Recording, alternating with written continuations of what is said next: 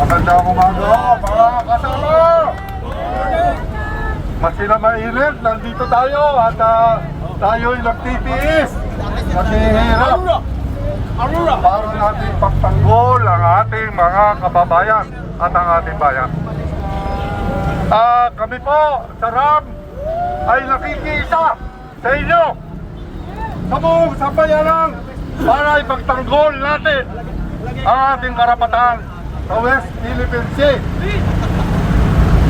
Ang ating pag-iusap, sana pag-aralan mabuti ng ating gobyerno, ng Department of Foreign Affairs, ang pakikipag-ugnayan o makipag-agreement sa mga ibang bansa katulad ng China.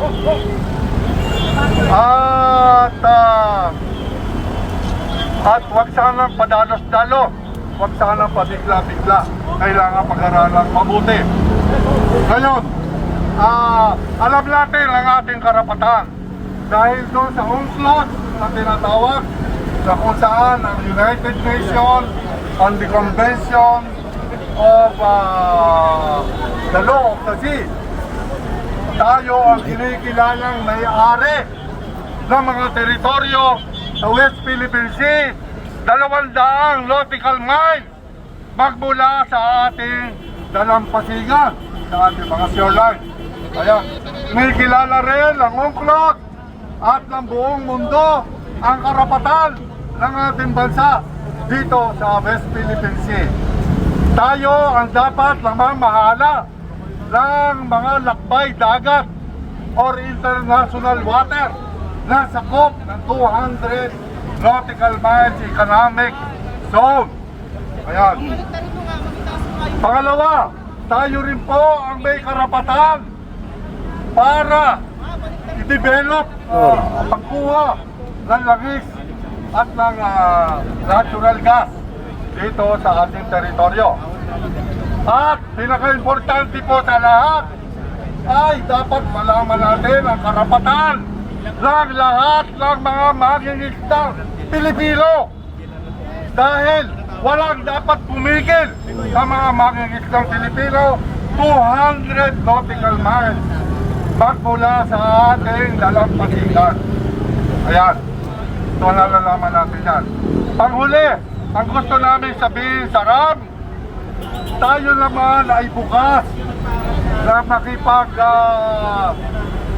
venture o makapag-develop para natin mapakinabangan ang langis at natural gas sa West Philippine Sea. Pero dapat merong mga kondisyon. Una, kailangan maliwanag, kailangan klaro na tayo ang may-ari sa mga teritoryo 200 nautical miles galing sa ating dalampasigan. Kaya kailangan maliwanag.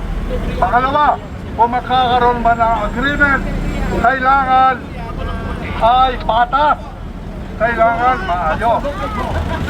At pangatlo, yun na nga, kailangan ang mga mangingisdang Pilipino ay hindi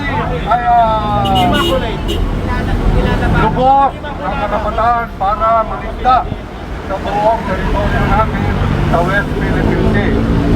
At bago po ako magtapos, ako po, kami, sa RAM, tayo ng sambayanang Pilipino, gusto natin sabihin sa China, hindi natin gusto ang gulo, hindi natin gusto ang away.